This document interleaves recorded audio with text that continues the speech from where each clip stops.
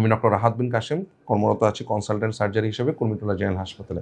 আজকে আমরা কথা বলবো সার্জারির একটি গুরুত্বপূর্ণ বিষয়, যেটার নাম হচ্ছে ইনসিশনাল হার্নিয়া বা পোস্ট অপারেটিভ হার্নিয়া। এই রোগটা আমরা এখন খুব বেশি পেয়ে থাকি আমাদের হাসপাতালে এবং দৈনন্দিন লাইফে। সাধারণত যে কোনো অপারেশনের পর যে হার্নিয়া দেখা দেয় অপারেশন সাইটে বা অপারেশনের চারপাশ, অপারেশনের যে স্কাল লাইন থাকে তার চারপাশ দিয়ে, তাকেই সাধারণত আমরা পোস্ট অপারেটিভ বা ইনসিশনাল হার্নিয়া বলে থাকি। সাধারণত দেখা যায় যে মেজর কোনো ল্যাপারাটমি বা বড় কোনো ইনসিশন দেওয়া হয় তাদের, অথবা পোস্ট সিজারিয়ান সেকশন অথবা অ্যাবডোমিনাল হিস্টেকটমির পর এই হার্নিয়াগুলো বেশি হয়ে থাকে।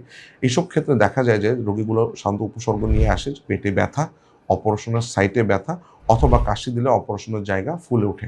বেশিরভাগ ক্ষেত্রে যাদের বিভিন্ন ধরনের সমস্যা থাকে, যেমন মাল্টিপল সিস্টেমিক ডিজিজ, যাদের রোগ প্রতিরোধ ক্ষমতা কম থাকে, যাদের ডায়াবেটিস থাকে, অপারেশন পরবর্তী কাশি থাকে, অপারেশন পরবর্তী কোষ্ঠকাঠিন্য বা যাদের বাথরুম শক্ত হয়, তাদের ক্ষেত্রে দেখা যায় যে এরকম সমস্যা হয়।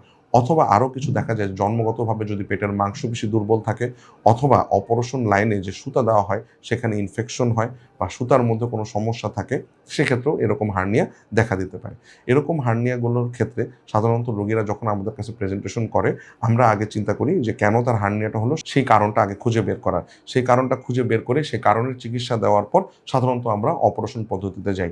এই অপারেশন দুইভাবে করা যায়, ল্যাপারোস্কোপির মাধ্যমে পেট ছিদ্র করে অথবা ওপেন পদ্ধতিতে। কিন্তু বেশ কিছু ক্ষেত্রে যাদের বেশ বড় হার্নিয়া থাকে, দীর্ঘদিন ধরে হার্নিয়া থাকে, বা অনেক সময় হার্নিয়ার কারণে যে স্কার মার্ক থাকে সেখানে আলসারেশন বা ক্ষত দেখা যায়, সেক্ষেত্রে ওপেন পদ্ধতিতে অপারেশন করতে হয়।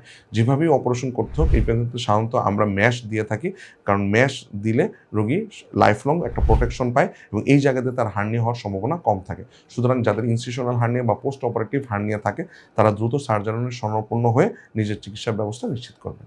ধন্যবাদ।